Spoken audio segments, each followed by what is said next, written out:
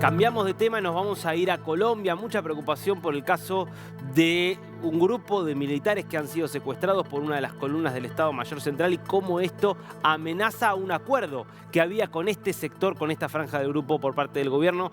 Bueno, quiero que nos lo cuente todos los detalles Estefanía Meira Cerantes. Estefi, ¿cómo estás? Buen día. Hola Darío, es un placer saludarte a ti y a todos los televidentes hoy lunes con un sol radiante en Bogotá, no tan radiante en San José del Guaviare después de ese secuestro, como tú bien lo decías, de 100 militares. Ya liberaron a la mitad del grupo, son casi 60 los que aún permanecen en manos de estos grupos, pero quiero invitar a la conversación a Fernando Rojas. Él es experto en seguridad, conoce muy bien la zona y conoce muy bien el tema del que estamos hablando. Fernando, bienvenido a estos micrófonos y pantallas, expliquémosle a Latinoamérica qué pasa en esa zona. ¿Qué es la Guardia Indígena, que se dice que también está involucrada en este secuestro de los militares? Bienvenido.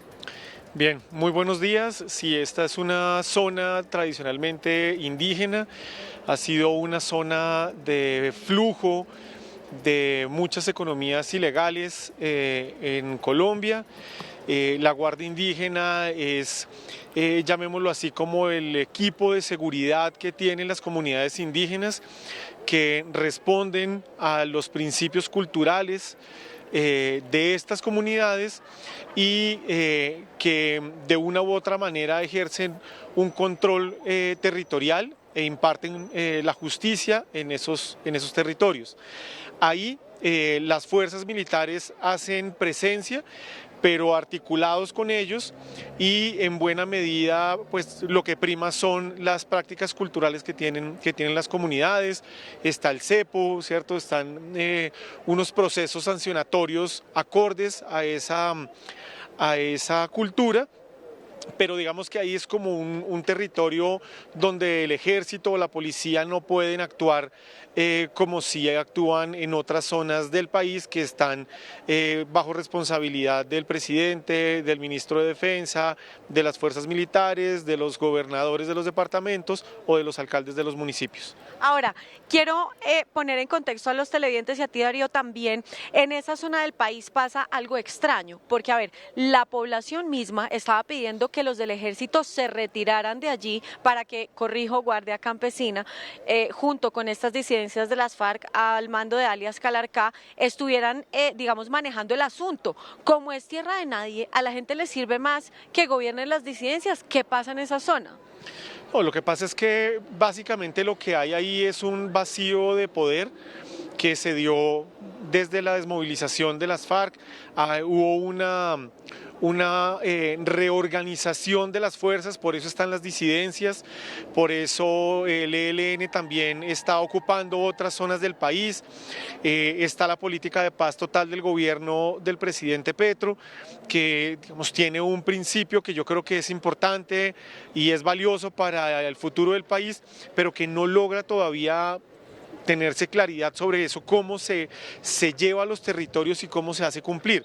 Entonces, en este caso, en muchos momentos, las fuerzas ilegales, los grupos armados, han utilizado la presión armada a la comunidad para que logren tomar ciertas posiciones frente al Estado o frente a las fuerzas militares. En este caso, lo que se cree es que estas disidencias presionaron a la Guardia Campesina para que la Guardia Campesina detuviera a estos militares, y así como en señal de protesta, como lo ha dicho el gobernador del Guaviare y el alcalde, supuestamente para evitar una confrontación entre las disidencias y el ejército que ponga en riesgo a la comunidad.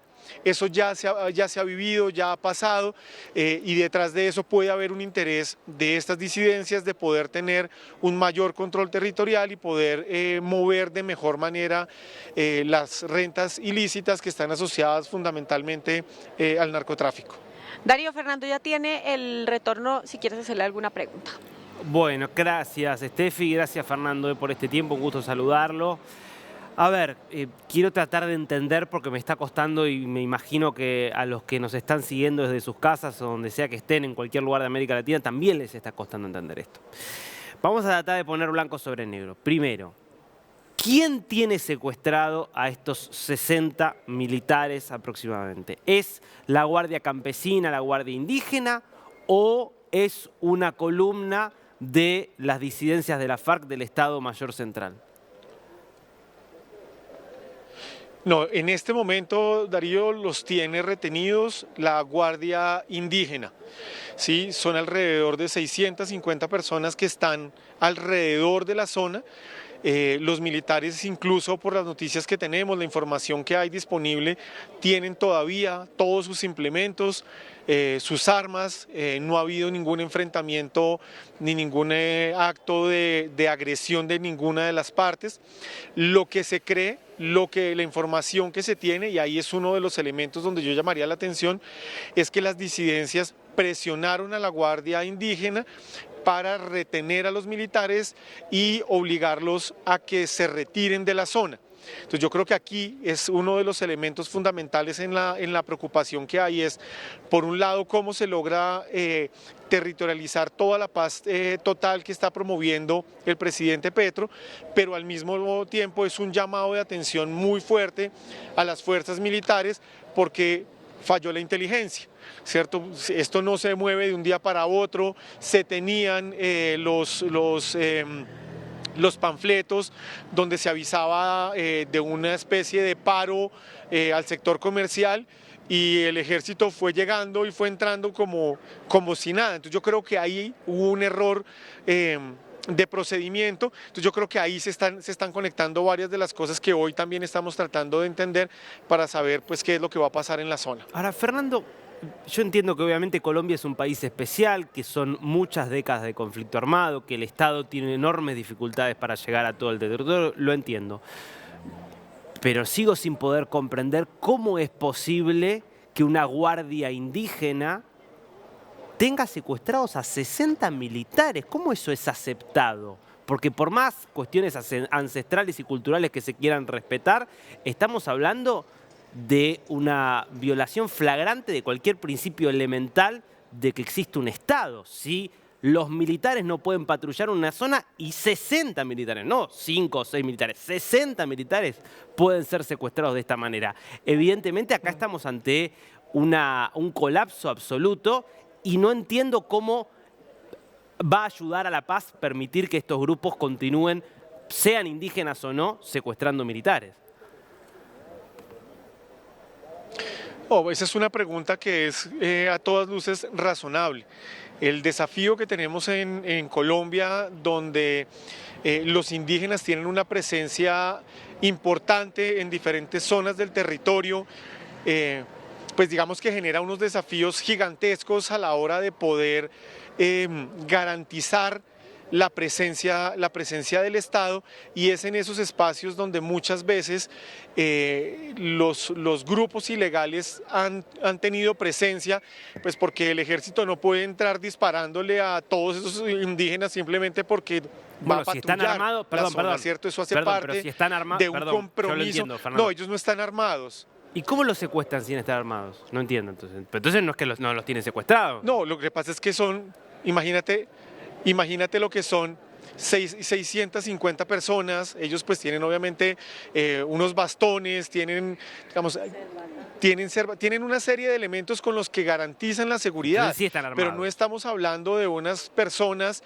que tienen fusiles, ¿sí? O sea, no funciona en esa misma lógica, y yo creo que uno de los elementos fundamentales para poder comprender esto es que la Guardia Indígena ha hecho presencia en los territorios y en diferentes protestas, en diferentes gobiernos. Esto no es un problema de esta situación, de este momento, eso ha estado pasando. Digamos, no es un objeto de conversación de este momento, pero en este momento en Bogotá, en la capital del país, tenemos un grupo de indígenas que se han tomado un parque importante de la ciudad que está bajo el control de la Guardia Indígena, y ellos son los que manejan las normas y el control social en ese territorio, ¿cierto? Entonces yo creo que es importante entender que no es tan sencillo como decir si es una disidencia, si es la guerrilla la que los tiene secuestrados, pues muy seguramente habría un enfrentamiento armado con todas las de la ley. Pero como se está hablando con unas personas que tienen el control social de un territorio que es ancestral, pues se tiene que manejar con un control diferente. Por eso, y ahí es otro de los elementos que agrego en esta conversación, Fernando, no somos es todos, que el ministro de Defensa Fernando, y el ministro del Interior... Fernando, perdón, pero no somos todos iguales ante la ley, porque si Te estoy Estefanía, oyendo. si Estefanía deja el micrófono y agarra un palo y se va y quiere tomar la Plaza Bolívar, la policía va y se la va a llevar sin ninguna duda. Pero ¿cómo es? Si Estefanía fuera indígena, podría tomar la plaza y no pasa nada. Eso está mal. ¿Qué tiene que ver? ¿A que se supone que somos todos iguales ante la ley, independientemente de si somos indígenas o no? Sí, Estefi, vos, por favor. ¿Puedo meter un segundito la cuchara en esta conversación? Mira, Darío, y para que te sea un poquito más fácil entender, sé que no es fácil entender, pero yo quiero meterle una acotación o quizás una pregunta para que tú, en calidad de experto en seguridad, me la respondas. El tema ancestral es delicado. La cultura ancestral de nuestro país está arraigada de más. Ya sabemos que ellos pertenecen en este momento en gran parte al conflicto armado. Yo quiero preguntarte una cosa, el gobierno, no el Estado, porque el Estado no tiene presencia, y esto tienes que tenerlo en cuenta, Darío, el Estado generalmente no tiene tanta presencia en esos territorios, o ninguna. Ahora, ¿el gobierno actual le tiene un poco de miedo o le debe algo a estas guardias indígenas, o por qué le está siendo tan difícil controlarlo justo ahora que veníamos de una desescalada de violencia, ahora se volvió a disparar? Yo creo que primero el componente étnico es fundamental para el gobierno del presidente. No en balde estas comunidades lo respaldaron en la elección. Pero Estefi, hay una cosa que yo creo que es importante plantear aquí, y es que esta misma guardia indígena, esta misma figura, fue la que acompañó o ha acompañado todos los paros y las marchas que se han hecho en esa zona del país y que han llegado hasta Bogotá, y que no eran necesariamente solo contra este gobierno. Todos los presidentes que han tenido una relación difícil con las comunidades indígenas, que han tenido situaciones de conflicto en territorio indígena y que han tenido que traer o que han tenido que enfrentar esas marchas hasta Bogotá, han sido siempre acompañadas por esa guardia indígena. Entonces no se trata tanto de no poderlas controlar, sino que también hay un compromiso político con ellas, y pues obviamente sí sería muchísimo más fácil utilizar la fuerza, pero obviamente eso nos generaría un problema étnico y social innecesario. Yo creo, y por eso era lo que te estaba diciendo ahorita, Darío, el gobierno nacional, a través del ministro del Interior, del ministro de Defensa, incluso el negociador de la guerrilla, está diciendo: oiga, ojo que esto tiene un problema, esto puede afectar el cese al fuego que tenemos en este momento, resolvámoslo de otra manera, necesitamos que los liberen para que esto pueda continuar. O sea, es importante entender que no, el hecho de que las FARC se hayan desmovilizado, que haya un acuerdo de paz con ellas, no significa que el conflicto en Colombia no siga siendo complejo, con unas raíces muy profundas en la ilegalidad y con unos efectos sociales muy profundos que no solo toca a los indígenas, sino también obviamente toca a las comunidades afro, que han sido objeto, también víctima y objeto de todos estos años de conflicto. Bueno, Fernando, le agradezco enormemente por este tiempo. No sé si, Estefi, tenés alguna pregunta más. Bueno, Darío, yo lo último, digamos, para cerrar esta entrevista, lo que más me preocupa es el estado de los soldados, que se sabe, y cómo va a ser la negociación para que los liberen. Pues la información que tenemos en este momento es que todos están bien. Incluso, como te decía ahorita, todavía tienen sus equipos. La Defensoría del Pueblo ya está allá, hubo presencia de la gobernación del Guaviare, de la alcaldía, reportan total normalidad en este momento, y lo que han dicho los negociadores es que muy seguramente en el transcurso de la mañana liberarían a las personas que todavía están retenidas por la Guardia Indígena, que esperamos que esto se resuelva bien y que de todas maneras el Estado haga una revisión de la paz total para que haga los ajustes que tenga que hacer, que el ejército tome las medidas pertinentes para evitar que esto vuelva a ocurrir y que finalmente pues sigamos avanzando en este proceso de construir una paz para Colombia que tanto necesita. Fernando Rojas, muchas gracias por haber estado con nosotros aquí en estos micrófonos. Gracias a ustedes y seguimos atentos a lo que pase en esta y en otras situaciones aquí en Colombia.